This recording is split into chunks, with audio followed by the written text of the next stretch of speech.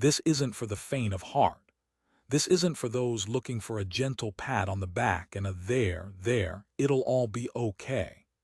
Life, in its raw, unfiltered state, will throw punches. It will test you, break you if you let it, and present you with an endless stream of challenges that feel designed to crush your spirit. The modern world, with its constant barrage of noise, comparison, and manufactured crises, only amplifies this. You are here because you understand this, at least on some level. You feel the weight of adversity, the sting of setbacks, the frustration of obstacles that seem insurmountable. And you're looking for more than just coping mechanisms. You're looking for a way to fight back, not by avoiding the hits, but by learning to absorb their power and use it to fuel your ascent. You're searching for the alchemical secret to transform lead into gold, suffering into strength, adversity into undeniable advantage. That secret, ancient and battle-tested, is the Stoic Way. Forget flimsy affirmations and temporary fixes. What we are about to dissect is a philosophical operating system for resilience, for mental fortitude, for becoming the kind of individual who doesn't just survive hardship, but thrives because of it. This is the Stoic way to turn adversity into advantage. And by the end of this, you will possess the mental toolkit not merely to face life's inevitable storms, but to harness their very energy for your unstoppable growth. Prepare to dismantle your old ways of thinking, because the path to strength is paved with uncomfortable truths and disciplined effort. The first brutal truth you must confront is this: your perception of adversity is often more damaging than the adversity itself. This leads us to the cornerstone of Stoic power, mastering perception, the alchemist's stone of the mind. The Stoics, masters of practical philosophy, understood a profound psychological principle. It's not external events that cause us distress, but our judgments about those events. Epictetus, a former slave who became one of Stoicism's most revered teachers, stated it plainly: men are disturbed not by things but by the views which they take of them. Think about that. The event itself, a job loss, a rejection, a financial setback, a global pandemic, is, in its raw form, neutral. It simply is. It's the narrative you immediately spin, the catastrophic story you tell yourself, the meaning you assign to it, that injects the poison. You are, in many cases, the architect of your own suffering through undisciplined, reactive perception. The average mind, untrained and soft, immediately leaps to the worst-case scenario. It catastrophizes, personalizes, and sees only defeat. This is a disaster. I'm ruined. This always happens to me. I can't handle this. These aren't objective assessments. They are value judgments, and deeply disempowering ones at that. This is where the Stoic begins their work, by asserting control over this internal dialogue, this first, crucial interpretation. The Stoic way to turn adversity into advantage begins by refusing to be a passive recipient of your own negative thoughts. You must become an active shaper of your interpretations. The brutal truth is that you've likely spent years, perhaps a lifetime, allowing your initial, emotional, often irrational perceptions to dictate your reality. You've let fear, anger, and despair paint the picture. The Stoic challenges this. The actionable step here is radical. When adversity strikes, you must consciously intercept your first thought, question it, challenge its validity. Is this situation truly the end of the world, or is it merely an unexpected detour? Is this failure a definitive statement on your worth, or is it feedback, a lesson cloaked in discomfort? You must learn to reframe that devastating business failure. Reframe it as an expensive but invaluable MBA in what not to do, an opportunity to rebuild stronger, smarter. That humiliating public speaking blunder. Reframe it as a necessary exposure of your weaknesses, pushing you to prepare more diligently next time, forging true confidence from the ashes of embarrassment. That unbearable loss. While grief is real and must be processed, even here, the Stoic seeks a perspective that allows for eventual growth, an appreciation for what was, a deeper understanding of life's fragility, a renewed focus on what truly matters. The consequence of letting your perception run wild is a life of perpetual victimhood, tossed about by external circumstances, your internal state a slave to the external world. You become fragile, easily broken. But the advantage of mastering your perception.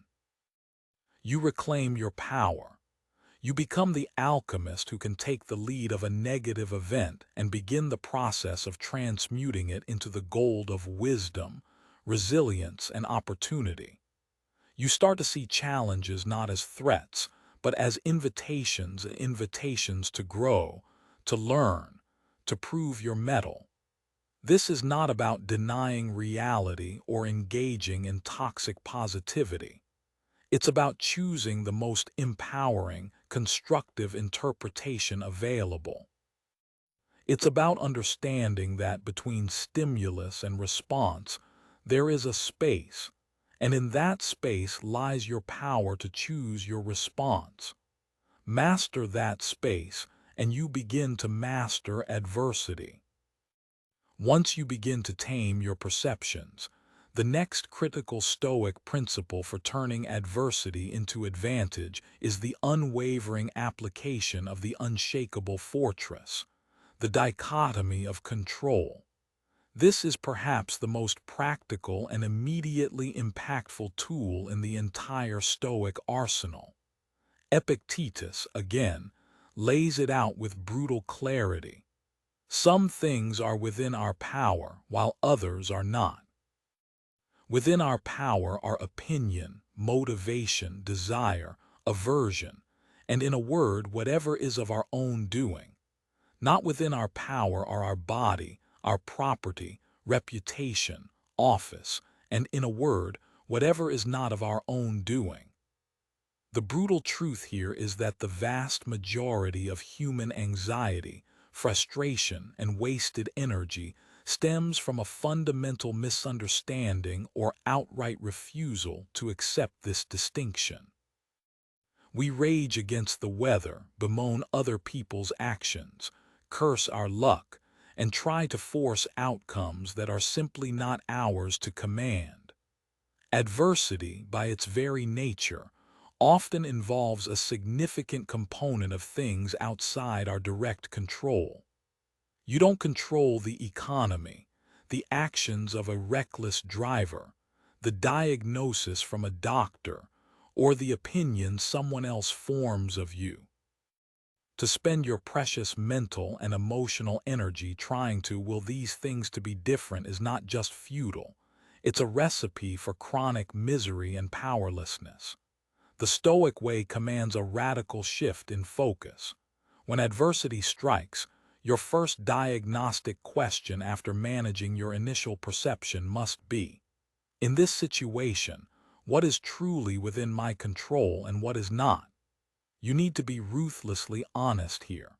The actionable step is to literally or mentally create two columns.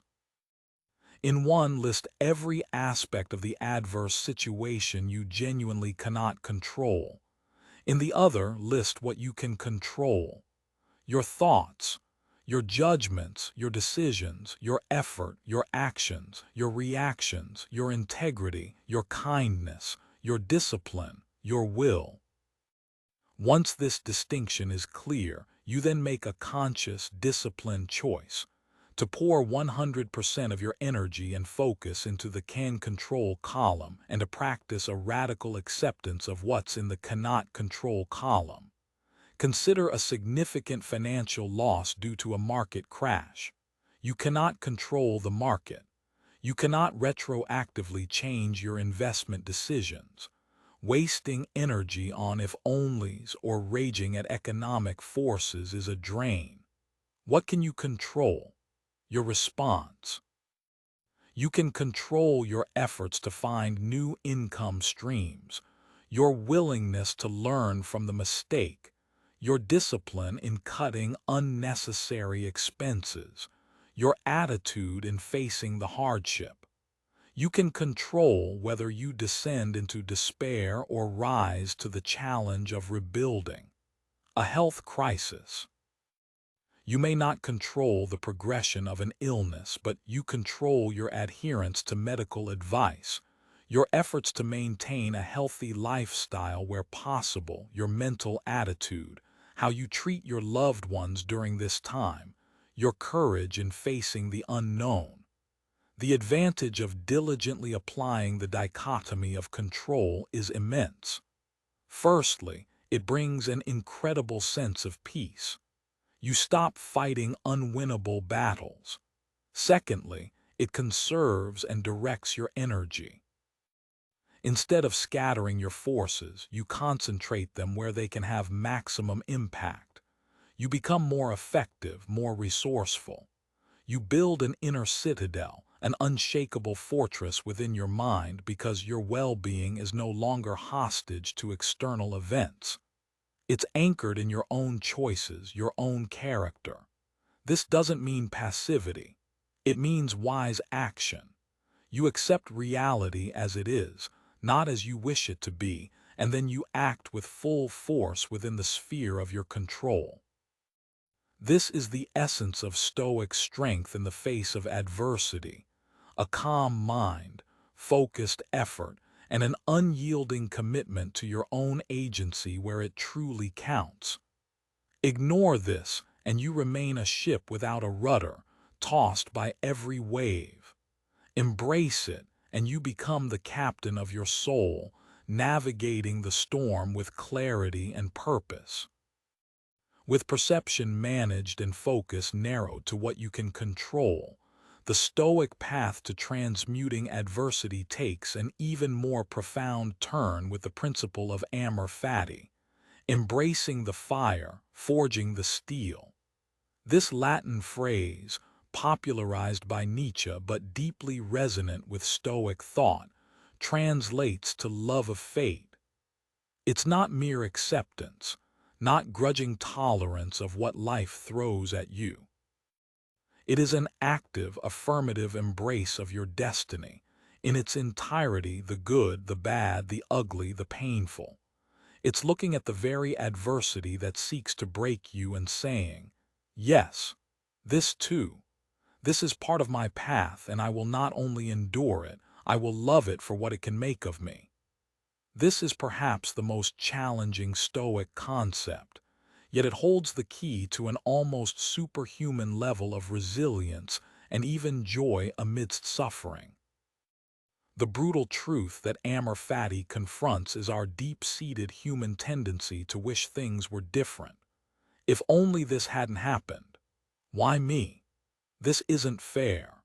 This constant internal resistance to reality is a profound source of anguish and a colossal waste of vital energy.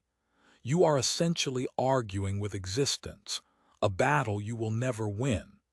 Amor fati commands you to lay down your arms in that fight and instead to find the value, the necessity, even the beauty in what is.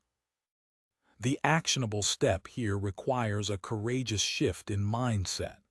When faced with adversity, after you've managed your perception and identified your locus of control, you deliberately seek to find how this specific trial, this particular hardship can serve you. Not just, how can I get through this? But how can this make me better? What strength can I forge from this fire? What unique lesson does this pain offer that I could learn no other way? You practice gratitude not just in spite of the hardship, but in a radical sense for the hardship itself, because it is the raw material for your growth. Imagine a significant betrayal by someone you trusted deeply. The initial pain, anger, and disillusionment are natural, but amor fati invites you to go deeper. Can you eventually say, "This excruciating experience, this betrayal, I accept it. I even, in a difficult way, love it, because it has taught me invaluable lessons about discernment, about my own resilience, about the importance of self-reliance. It has burned away naivete and forced me to cultivate deeper wisdom in my relationships." This isn't about masochism. It's about recognizing that life's curriculum includes difficult subjects, and these subjects, if approached with the right attitude, yield the most profound learning. It's about understanding that the obstacle isn't an interruption to your path. The obstacle is the path. The advantage of cultivating amor fati is transformative. It moves you beyond mere resilience, the ability to bounce back to antifragility, the ability to become stronger through shocks and stressors. It unlocks a profound sense of peace because you cease to fight against the current of life. It fosters creativity as you begin to look for opportunities and lessons in places you previously only saw pain. It builds an unshakable inner strength because your well-being is no longer dependent on circumstances being good. You find good in all circumstances because you choose to. This is the alchemy of the Stoic master, to not just turn lead into gold, but to see the inherent value and necessity of the lead itself. It's declaring that whatever happens, no matter how terrible it seems, you will not just survive it, you will use it, you will learn from it, and you will, in the deepest sense, affirm it as part of the unrepeatable masterpiece that is your life. Flowing directly from the embrace of amor fati is the Stoic realization that the obstacle is the way, turning stumbling blocks into stepping stones. This concept, famously articulated by Marcus Aurelius when he wrote, "The impediment to action advances action. What stands in the way becomes the way," is a powerful operational strategy for dealing with any form of adversity. It's a radical reinterpretation of what an obstacle means. For most, an obstacle is a frustration, a barrier to their goals, something to be avoided, lamented, or at best, grudgingly overcome. For the Stoic, the obstacle is not an unfortunate interruption on the path. It is the path itself. The challenge you face contains within it the very raw materials for your success and development, if you have the wisdom to see it and the courage to engage with it correctly. The brutal truth is that a life devoid of significant obstacles is a life devoid of significant growth. Comfort, ease, and the absence of challenge breed weakness, complacency, and fragility. It is in the struggle against resistance that strength is built, physical, mental, and spiritual. You don't build muscle by lifting feathers. You build it by straining against heavy weights. Similarly, you don't build character, resilience, or wisdom by sailing through life on calm seas. You build it in the storm, by navigating the treacherous waves and treacherous winds. The actionable approach here is to cultivate a mindset that sees every problem, every setback, every piece of adversity not as a dead end, but as a specific kind of raw material. When an obstacle appears, your first Stoic instinct should not be, "Oh no, a problem," but rather, "Ah, an opportunity. What can I extract from this? How can this very thing that is blocking me be used to propel me forward?" You must dissect the obstacle. What skills does it demand I develop? Is it patience? Is it creativity? Is it courage? Is it better communication? Is it humility? What weakness in me does this obstacle expose that I now have a chance to address? A business venture faces an unexpected regulatory hurdle. The common reaction: frustration, anger, thoughts of giving up. The Stoic response: applying the obstacle is the way. This regulation, while inconvenient, forces us to be more innovative in our compliance, perhaps leading to a more robust and ethical business model. It challenges our legal team to become experts in a new area. It tests our resolve and our ability to adapt. The obstacle itself becomes a catalyst for improvement and unforeseen advantages. A personal project hits a major technical snag. The obstacle, the technical difficulty. The way, the deep learning required to overcome it, the problem-solving skills honed, the potential for a breakthrough innovation that comes from wrestling with the problem. The advantage of internalizing this principle is profound. It transforms you from a passive victim of circumstances into an active, resourceful agent. You stop wasting energy wishing problems away and start focusing on how to leverage them. This creates a bias for action, for ingenuity, for resilience. You develop what's called antifragility, not just robustness to shocks, but an ability to actually benefit and improve from them. Life stops being a series of unfortunate events and becomes a series of interesting challenges, each one a potential stepping stone to a higher level of competence and character. When you truly understand that the obstacle is the way, you no longer fear challenges. You welcome them, knowing that within each lies a hidden gift, an opportunity to forge a stronger, wiser, more capable version of yourself. This is not just positive thinking. It's a strategic, empowering way to engage with the inherent difficulties of existence.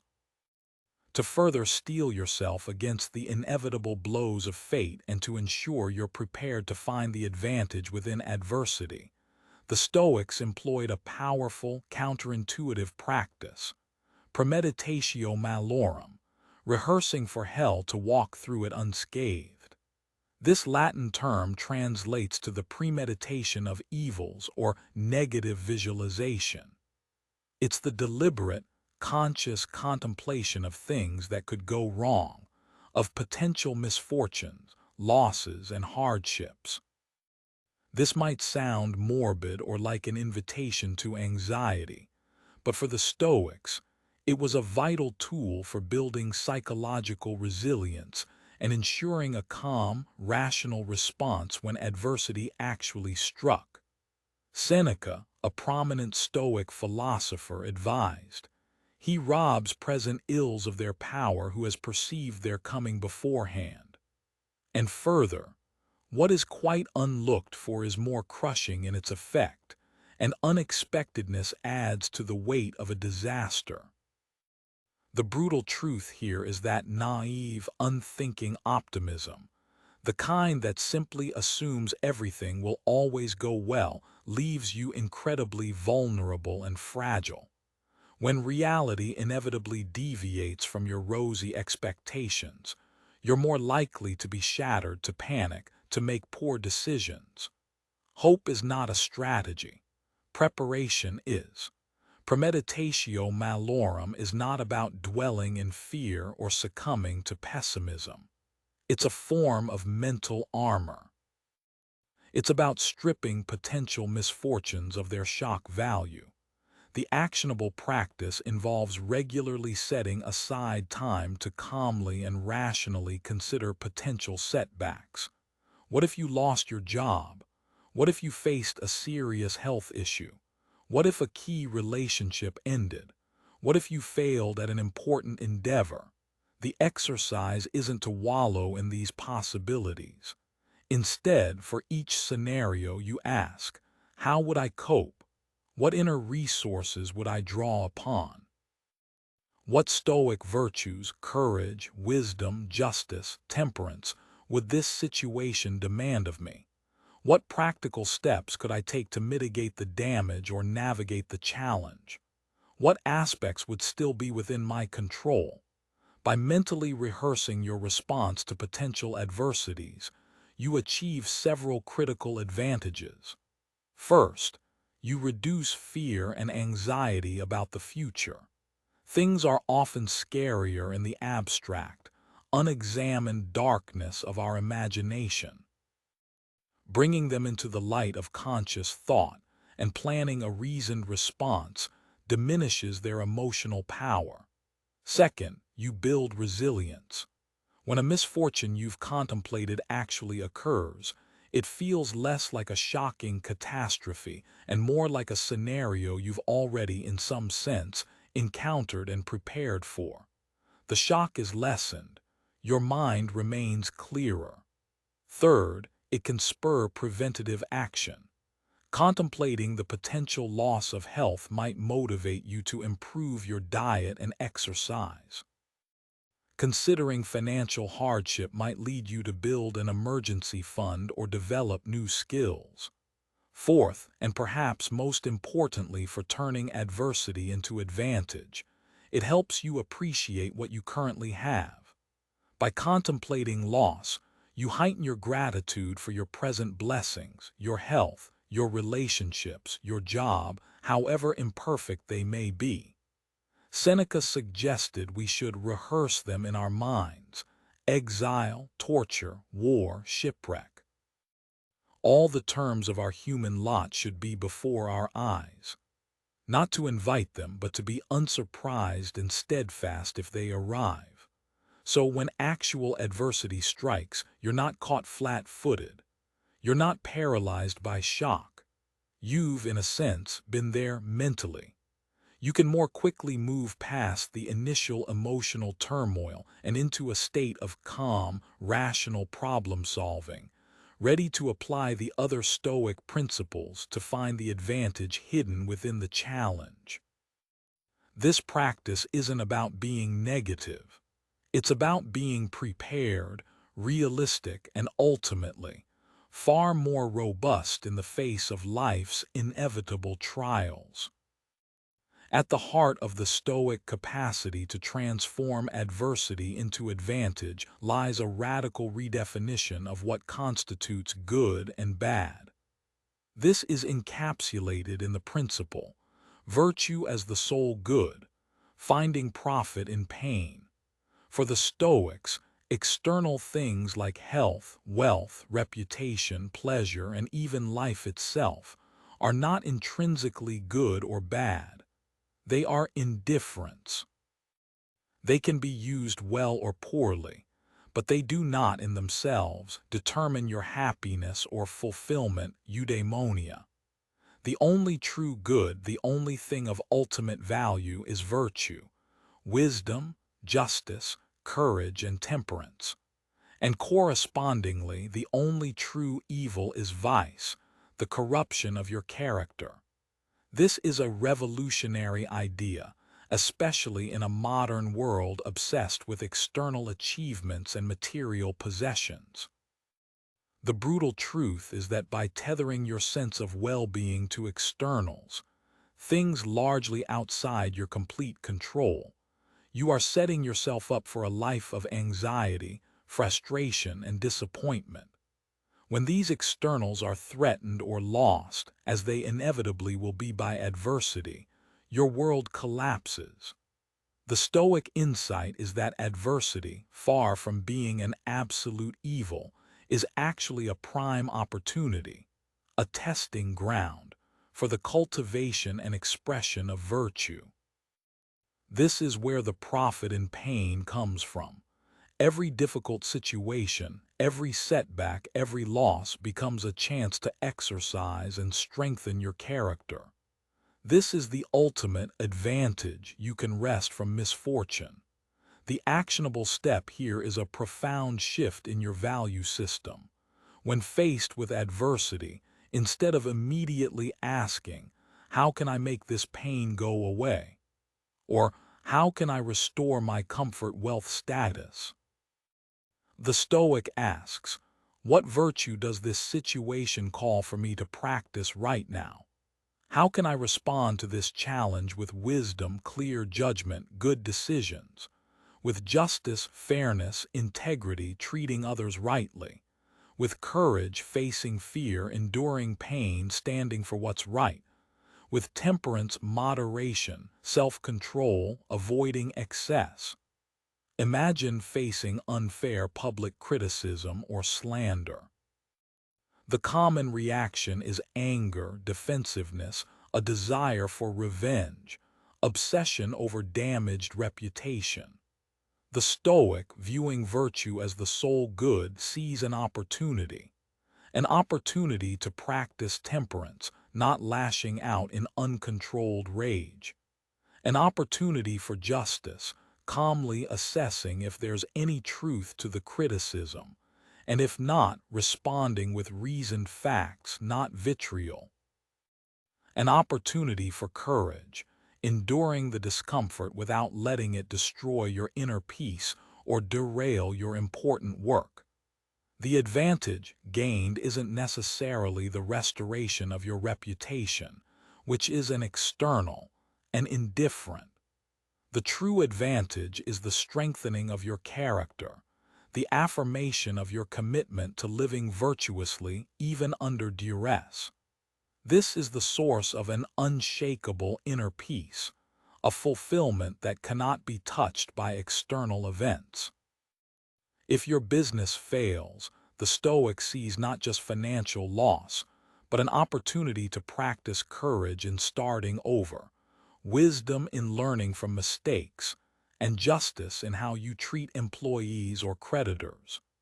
If you suffer a painful injury, it's an opportunity to practice courage in enduring pain and temperance in managing frustration. The positive outcome of adopting this mindset is that you become truly free.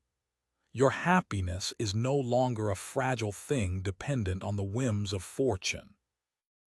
It is rooted in your own character, something you always have the power to cultivate. Adversity ceases to be a pure negative and becomes, paradoxically, a valuable resource for the most important project of your life, forging a virtuous soul. This is the ultimate Stoic alchemy, turning the very stuff of suffering into the gold of excellent character. Finally, the Stoic way to turn adversity into advantage is not a passive philosophy of mere endurance. It is a call to the power of purposeful action, duty and discipline in the face of chaos. Stoicism demands engagement with the world, not retreat from it. When adversity strikes, the temptation for many is to freeze, to despair, to become paralyzed by overwhelm, or to abdicate responsibility. The Stoic response is the opposite. It is to meet chaos with disciplined action, guided by a clear understanding of one's duties and responsibilities. Marcus Aurelius, the Roman emperor and Stoic philosopher, famously wrote in his Meditations about reminding himself to get out of bed in the morning to do the work of a human being, even when he didn't feel like it. This sense of duty, of purposeful engagement, is crucial when facing hardship. The brutal truth is that inaction in the face of adversity is a choice for decay, for despair, for allowing circumstances to dictate your fate. Giving up, succumbing to helplessness, is the only true failure from a Stoic perspective. The Stoic understands that even in the most dire situations, there is always something that can be done, some action that aligns with virtue and duty. The actionable approach here is to, first, clarify your role and responsibilities in the given situation. What is your duty as a parent, as an employee, as a citizen, as a human being in this specific context? Then, break down what seems like an overwhelming challenge into small, manageable, concrete actions. Don't focus on the enormity of the problem or the uncertainty of the ultimate outcome, which is often outside your control. Focus on the next right step. Focus on the process, on executing your duty with diligence and excellence, regardless of your emotional state or the perceived odds. If you've lost your job, your duty might be to diligently search for new employment, to network, to update your skills, to manage your finances responsibly. Each of these can be broken down into daily, actionable tasks. If you're facing a community crisis, your duty might be to help your neighbors, to volunteer, to contribute in whatever way you can, however small. The focus is on doing what you must and doing it well. This disciplined commitment to action has several powerful advantages. Firstly, it provides a sense of agency and control, even amidst chaos. By taking action, you are no longer a passive victim. You are an active participant shaping your response. Secondly, it generates momentum. Small actions build upon each other, leading to progress, however incremental. This progress, in turn, fuels motivation and hope. Thirdly, it builds self-respect. Knowing that you are meeting your obligations and acting with integrity, even when things are tough, is a powerful source of inner strength. Marcus Aurelius faced plague, war, betrayal, and the immense burdens of leadership. His meditations are a testament to his constant effort to return to his duties, to act virtuously, to serve the common good, despite the immense adversity. He wasn't immune to frustration or weariness, but he always called himself back to purposeful action. The Stoic does not wait for inspiration or for conditions to be perfect. The Stoic acts because it is the right thing to do, because it is their duty. In adversity, this commitment to disciplined, purposeful action is not just a way to cope. It's a way to actively shape a better outcome, to embody strength, and to find meaning even in the struggle. It's how you ensure that adversity, rather than crushing you, becomes a catalyst for your most focused and impactful efforts. So, we've journeyed through the core of the Stoic arsenal for transforming life's inevitable blows into catalysts for profound strength and advantage. Let's be clear. Adversity is not a curse to be avoided at all costs. It is the forge upon which true character, resilience, and wisdom are hammered out. You now understand that your perception is not a passive mirror of reality, but an active shaper of your experience. You hold the power to reframe. You know the liberating force of the dichotomy of control, focusing your precious energy only on what you can influence, and finding peace in accepting what you cannot. You've been introduced to the radical challenge of amor fati, to not just endure but to love your fate, recognizing that every trial is a unique, necessary part of your journey, pregnant with lessons. You see now that the obstacle is not in the way. It is the way. Every barrier is a disguised opportunity for growth and innovation. You have learned the strategic wisdom of premeditatio malorum, rehearsing for hardship not to invite it, but to meet it with preparedness and composure, stripping it of its shock value. You grasp the foundational Stoic truth that virtue, wisdom, justice, courage, temperance, is the sole good, and that adversity is its prime training ground, offering you the profit of a strengthened character. And finally, You recognize the imperative of purposeful action, meeting chaos not with despair, but with disciplined engagement in your duties, one deliberate step at a time. This is not a collection of comforting platitudes. The Stoic Way is a demanding path. It requires constant vigilance over your thoughts, ruthless honesty with yourself, and unwavering discipline in your actions. It's a lifelong practice, not a quick fix. But the rewards are immeasurable, an inner citadel that cannot be breached by external chaos, a profound sense of purpose, and the ability to not just survive life's worst, but to emerge from it stronger, wiser, and more capable than before. The true advantage wrested from adversity isn't always material or immediate. It is the forging of an unbreakable spirit. So the question now is, what will you do with this knowledge? Will you let it be just another interesting set of ideas, or will you commit to the hard work of integrating these principles into the very fabric of your being? The next time adversity strikes, and it will strike, you have a choice. You can revert to old patterns of victimhood, complaint, and despair. Or you can pause, breathe, and consciously choose the Stoic response.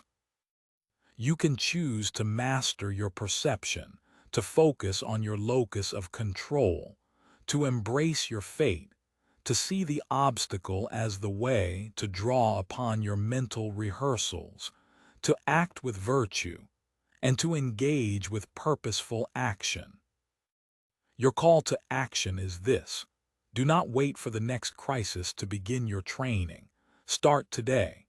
Pick one of these principles, just one, and make a conscious effort to apply it to a small challenge you're currently facing. Build the muscle of stoic resilience in times of relative calm, so it is there for you when the storms truly hit. Turn your life into a laboratory for these ideas. Observe your reactions. Challenge your assumptions. Demand more of yourself. Refuse to be defined by your circumstances. Instead, use your circumstances to define your character. Become an example of what it means to meet hardship with dignity, courage, and wisdom. The power to turn adversity into advantage doesn't lie in changing the world outside of you. It lies in mastering the world within. Choose the Stoic way. Choose strength. Choose to transform every challenge into your victory. The forge awaits.